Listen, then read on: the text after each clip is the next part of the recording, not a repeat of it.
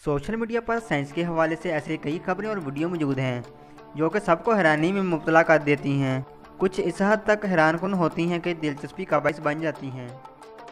मशहूर अमेरिकी साइकोलॉजिस्ट विंथ्रोप कीलॉग का शुमार उन चंद साइंसदानों में होता था जिन्होंने अपने साइंस से मोहब्बत अपने ही गिराने को भी इस्तेमाल किया।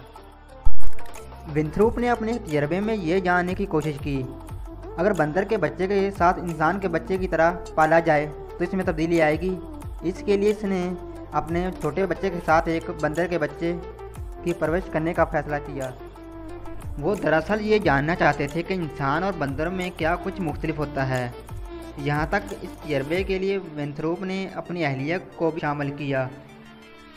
जिस तरह अहलिया ने अपने बच्चे की परवरिश कर रही थी, बिल्कुल इसी तरह इस बंदर के बच्चे को भी संभालना शुरू कर दिया। साइंसदान का बच्चा 10 माह का था जबकि बंदर का बच्चा 7 माह का था। तजर्बे के दौरान दोनों को, बंदर के बच्चे को और साइंसदान के बच्चे को एक जैसा खाना खिलाया जाता, एक जैसे कपड़े पहनाए जाते। बंदर का बच्चा बोलने के सिवा हर वो काम करता था जो इंसान करते हैं। इसके तासुरात, खाने का तरीका, वॉशरूम जाने का वक्त, यहाँ तक हंसने के तासुरात, हर चीज़ इंसान जैसी हो गई थी।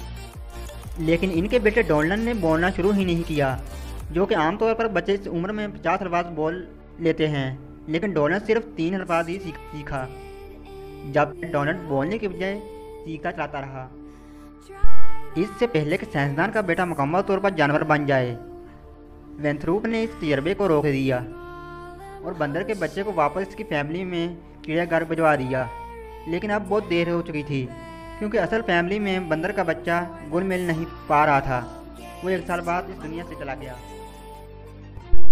दूसरी जानब डोनल्ड को भी दोबारा से सब कुछ सिखाया गया, जो कि एक छोटे बच्चे को सिखाया जाता है। गरचा डोनल्ड ने सब कुछ सीख लिया और कुछ समझ नहीं पा रहा था कि क्या करें। इस सूरत हाल में 48 साल की उम्र में डिप्रेशन में इस हद तक हावी हुआ कि डोनल्ड ने अपनी जान ही ले ली। इस तजर्बे ने साइंसदान विंथ्रोप की फैमिली को तबाह कर दिया था, क्योंकि अहलिया भी इस हवाले से काफ़ी नाराज़ हुई थी और बच्चे के ऊपर आने वाले असरात तो वैसे ही वालिदैन की नींद उड़ा रहे थे।